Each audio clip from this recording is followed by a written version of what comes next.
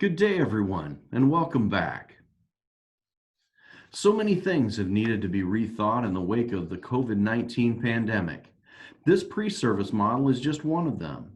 Who could have predicted how this virus would affect the way we do so many things in our everyday lives? Going to the store, greeting new people, interacting with family and friends, and coming back to school. The leadership team, in consultation with the Department of Health, has created some guidelines that we all must follow in order to keep everyone safe and minimize the potential for infection at our sites. This information will be gone over in detail in Jen Ream's frequently asked questions about program COVID precautions, where she will revisit some key points and respond to your questions. Please review the COVID precautions packet that was sent to you in the mail along with your welcome back letter. Take some time to submit any questions you may have on the website by the link that was provided in your email. You can check out that video, which will be available Thursday afternoon on this YouTube channel.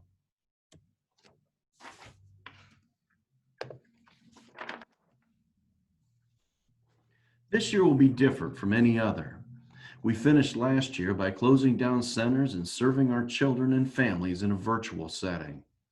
For having this thrust upon you without much training or warning, you did wonderfully.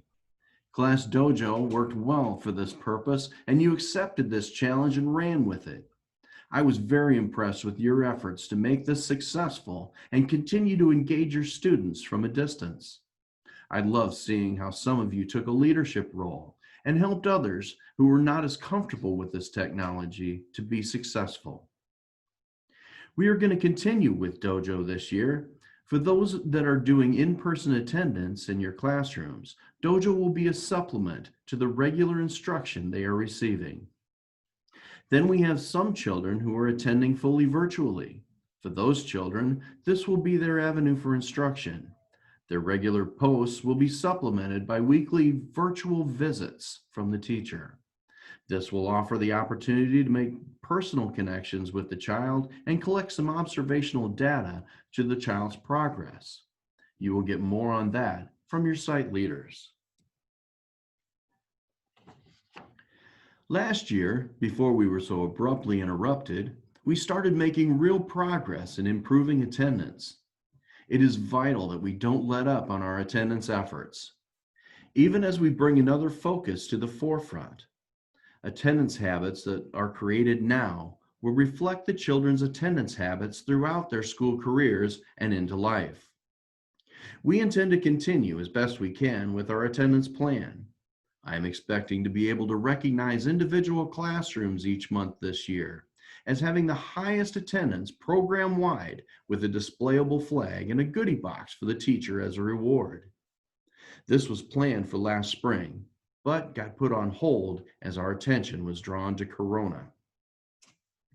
Our program-wide goals all continue to revolve around the big three: improvement of attendance, improvement of instruction, and improvement of performance. These are the overarching areas that our grant was written to address and that will guide the direction of this program and the things we do into the next 5 years. The focus this year will be on improving instruction. Last year, we purchased the full version of the creative curriculum for your classrooms and offered training on its full potential. This year, in an effort to improve instruction, we will be fully implementing that curriculum. Your site leaders will be in your classrooms frequently to offer guidance, assistance, and support as you put this into practice. They will also be observing your instructional practice as it relates to class. These informal observations will offer the opportunity to have constructive conversations about your classroom climate, your instructional practice, and your classroom organization. These are key components to improving instruction and will, in the long run, also improve performance of the children. OHS has offered us some flexibilities this year in a number of areas. This is how we can limit our classes to 10 children per class and offer virtual services to others. While these flexibilities are in place, and we won't be handed consequences for failure to meet certain enrollment and attendance standards, we will continue to work to meet our full funded enrollment over the course of the year. Another flexibility we have is with home visits and meetings. In the interest of safety and limiting the spread of the virus, we have the ability to conduct these virtually. There are a number of methods for doing this. Google Meets, Zoom, FaceTime, and iMessenger are just a few examples. We're not particular about which method you choose. Pick what works best for your families and you, and go with it. We also have some flexibility on forms that require signatures. There are a few forms that require a signature in order for the child to start. Health forms are the example. Many of our forms, however, do not have to have a signature. For those that do, we have a subscription to EverSign. This is an online software that allows us to import forms that need signatures and send them electronically to parents for an electronic signature. The process to sign the form is simple and is automatically sent back once complete. This product will make contactless acquisition of signatures available. There are a couple forms that are used regularly in the classroom that will now be completed online through Child Plus. The incident report and the behavior report are both set up and ready to be entered through that platform without the need for paper. The nutrition assessment and birth history are being set up next and should be available shortly after the start of school. You should receive more on these in another module. In addition to the parent forms we talked about, at the beginning of each program year, usually during pre-service, you are asked to review agency policies and sign an acknowledgement of receiving them. These will be available online and the signatures will be collected electronically. As you know, our program was in DRS and required to recompete for the grant that funds the program. This was a very long process and was dragged out an additional year due to circumstances with the Office of Head Start. By the time you watch this video, we will be in receipt of what is called an NOA, a notification of award. For the past several months, we have been in preliminary negotiations with OHS in regards to this award, and as such, we were sworn to secrecy. Now that secrecy is lifted as the award is public. We received our grant for a new 5-year cycle, plus some negotiated startup money to make necessary improvements to some of our facilities. This is extraordinary news. Some of the highlights include $1.1 million for the purchase and renovation of a new facility in Fort Madison, $530,000 for the purchase and renovations for a new facility in Mount Pleasant, $280,000 for new playground surfacing for Head Start and Early Head Start at these new facilities, $140,000 for new Head Start and Early Head Start playground equipment, $200,000 for new vehicles across the program, $22,000 for new color copiers at all the sites. These are networkable as well. And $27,000 for new computers for each Head Start and Early Head Start teacher. We have been waiting quite a while to share that news. I hope you are excited as I am for what this means for our program.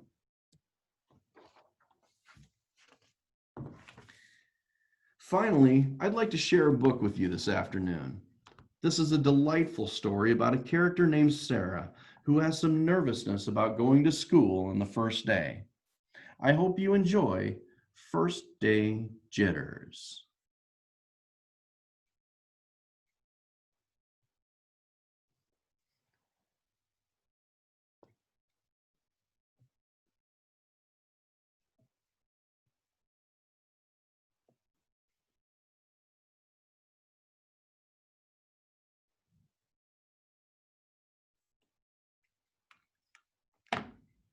could say action.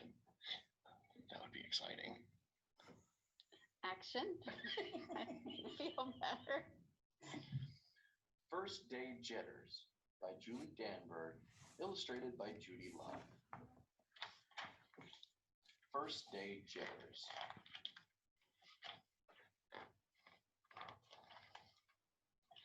Sarah dear, time to get out of bed, Mr. Hartwell said, poking his head through the bedroom doorway.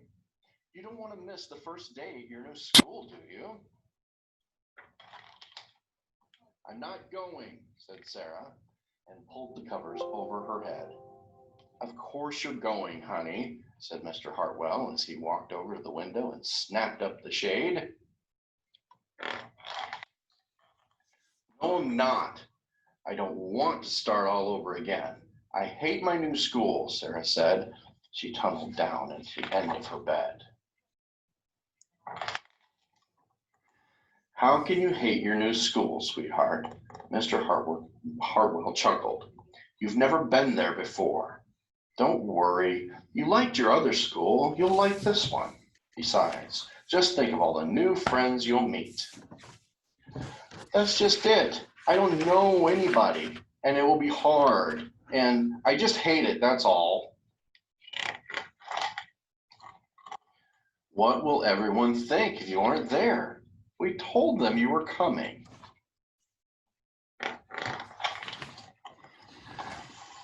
They will think that I am lucky, and they'll wish that they were at home in bed like me. Mr. Hartwell sighed. Sarah Jane Hartwell, I'm not playing this silly game with you 1 second longer. I'll see you downstairs in 5 minutes. Sarah tumbled out of bed. She stumbled into the bathroom. She fumbled into her clothes. My head hurts, she moaned as she trudged into the kitchen. Mr. Hartwell handed Sarah a piece of toast and her lunchbox.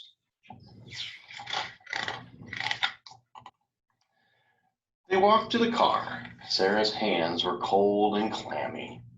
They drove down the street. She couldn't breathe. And then they were there. I feel sick, said Sarah weakly. Nonsense, said Mr. Hartwell. You'll love your new school once you get started. Oh, look, there's your principal, Mrs. Burton. Sarah slumped down in her seat. Oh, Sarah, Mrs. Burton gushed, peeking into the car. There you are. Come on, I'll show you where to go.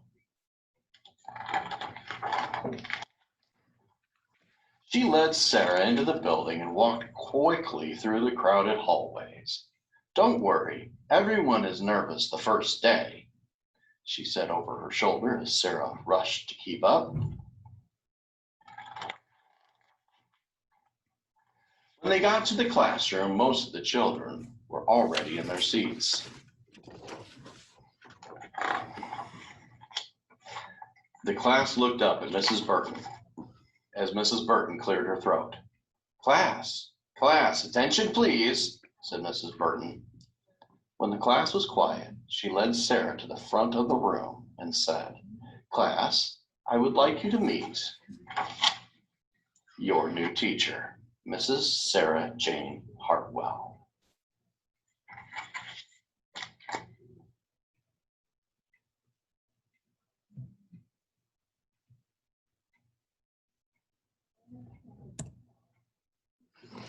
Finally, I know this year presents all sorts of reasons to be nervous. New things are always stressful, and change is hard. I have every confidence in every one of you. Do your best. Don't be nervous. Take a chance and try something that puts you out of your comfort zone. Have a little fun. Make sure to do some things just for joy. And have a wonderful school year.